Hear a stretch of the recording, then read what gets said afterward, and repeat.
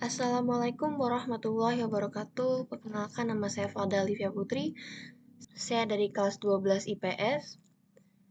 Dan saya akan mempresentasikan hasil dari tugas PPKN saya, yaitu em, presentasi atas bentuk-bentuk pelanggaran hak dan pengingkaran kewajiban. Hak adalah hal mutlak yang dimiliki masyarakat dan sudah ada sejak lahir. Seperti untuk anak berhak mendapatkan perlindungan dan lain-lain. Lalu, kewajiban adalah sesuatu yang harus dilaksanakan dengan penuh rasa tanggung jawab. Masyarakat akan mendapat haknya jika sudah melaksanakan kewajiban. Satu contoh dari perilaku pelanggaran hak adalah pemerkosaan terhadap anak di bawah umur. Ini termaksud perbuatan keji yang tidak dapat diterima dan termasuk ke dalam bentuk pelanggaran hak asasi manusia dikarenakan perampasan hak hidup dan masa depan anak. Perbuatan tersebut juga sebagai bentuk pelanggaran hak anak dalam mendapat perlindungan. Contoh berikutnya, penculikan aktivis dan kasus penembakan pada tragedi Trisakti. Tragedi operasi penghilangan orang secara terencana dan tewasnya seorang aktivis pada tragedi Trisakti ini merupakan kejadian pelanggaran HAM yang fenomenal di Indonesia.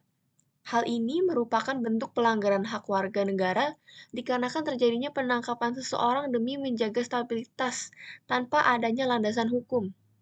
Aparat keamanan menggunakan budaya kekerasan atau main hakim sendiri pada masyarakat karena dianggap melakukan hal yang salah dan dinilai mengganggu keamanan dan membahayakan.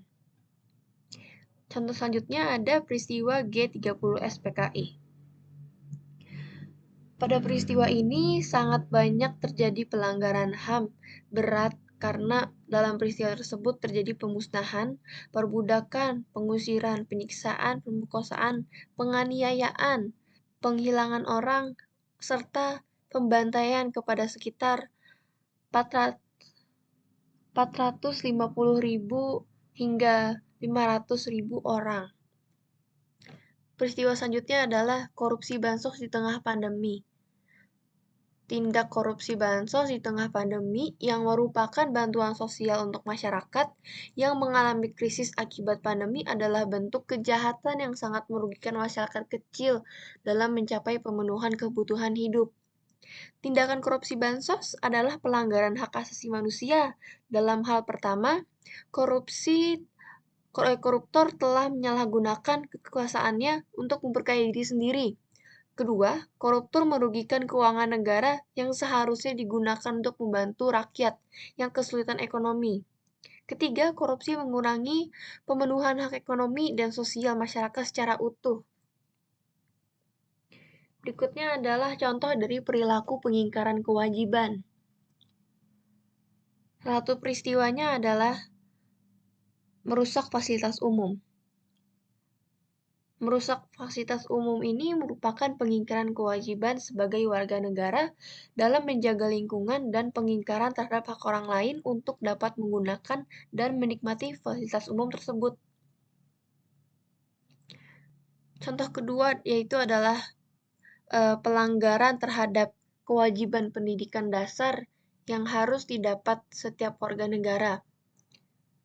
Pendidikan dasar yang dimaksud di atasnya yaitu pendidikan formal sampai jenjang SMP. Siapapun warga negara yang tidak memberikan keleluasaan seseorang mendapatkan pendidikan dasar berarti melanggar undang-undang.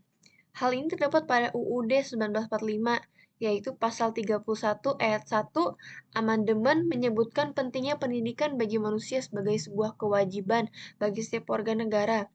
Pasal tersebut berbunyi, setiap warga negara wajib mengikuti pendidikan dasar dan pemerintah wajib membiayainya. Peristiwa berikut yaitu adalah tidak atau menghindari pembayaran pajak. Tidak atau menghindari pembayaran pajak adalah pengingkaran kewajiban sebagai warga negara terhadap Pasal 23 Ayat 2 UUD 1945 yang berbunyi segala pajak untuk keperluan negara berdasarkan undang-undang. Pengingkaran terhadap pajak mencakup pajak kendaraan, pajak bumi bangunan, pajak penghasilan, pajak penjualan, dan lain-lain.